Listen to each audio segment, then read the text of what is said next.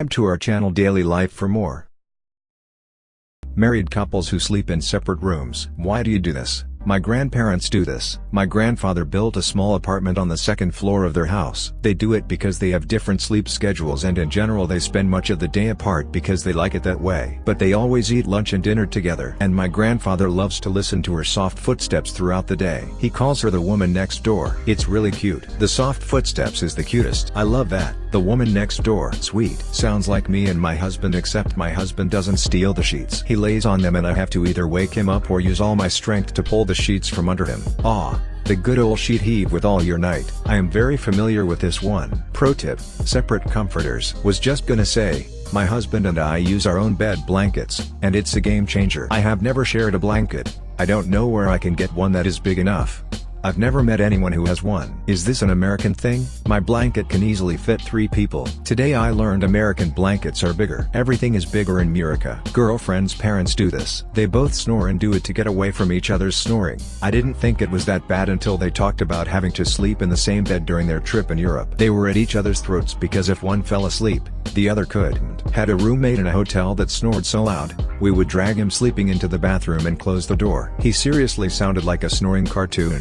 Snonk you will. I have a hard time falling asleep without something to distract my brain from thinking. I usually watch a show or documentary or do some repetitive game on my phone to accomplish this. She can't stand the lights from the screen. OMG, my wife kills me with that damn phone screen at night. She can't fathom why it bothers me. Wear a sleeping mask. I love mine. It's silky. Tried it. Can't handle something on my face. You're doing it wrong.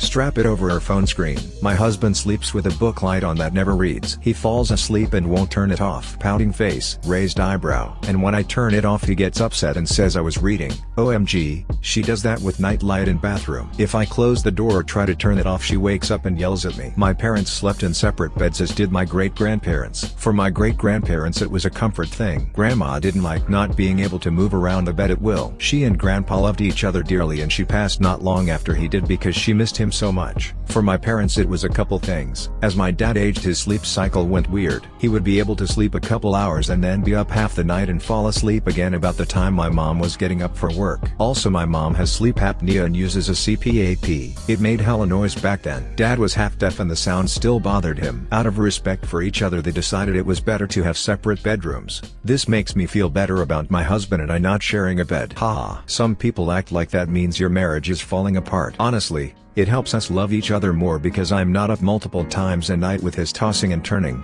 and he's not up all night listening to my snoring. I feel defensive of it, too. My husband gets up earlier and he hits snooze like 5 times. I am a very light sleeper and it drives me nuts. So we sleep in separate rooms.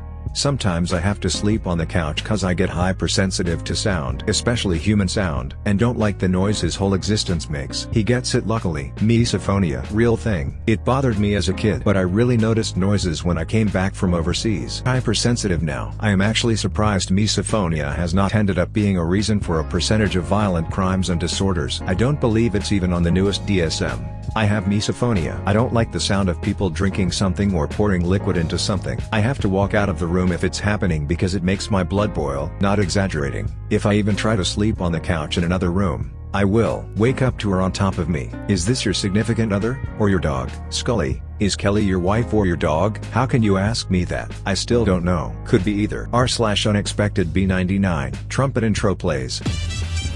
This would be me with my husband. I can't sleep properly without him. So if he falls asleep on the couch or somewhere else I just climb on top and fall asleep too. My wife and my cat do this. It's very difficult to hold both while sleeping on the couch. Have you thought about buying a bed, or a big ass couch? Lol. I do this. I am an absolute terrible person to share a bed with. I snore like a passing semi-truck and apparently, I'm told, flail wildly in my sleep. When we first got married I kept waking up to an empty bed. She would join me for an hour until I was asleep, then retreat to the couch. After a week or 2 I got fed up and just went to the couch first. Then started several months of us trading off for the couch. Eventually I just went and bought a twin mattress and tossed it in the office. That became my bed. And when we got a bigger house, I just set up in a separate room.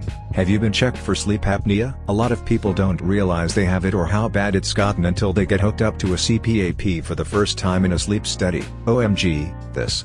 I hate the mask but, literally, can't live without it. Like, I'd die. It's bad. If the sleep apnea didn't kill me, my wife would. because I snore like a poorly maintained diesel engine. Different sleep cycles and work schedules. He wakes up 3 hours before me. I'm a shift worker. She's a teacher. Your house hunter's budget is $1.6 million.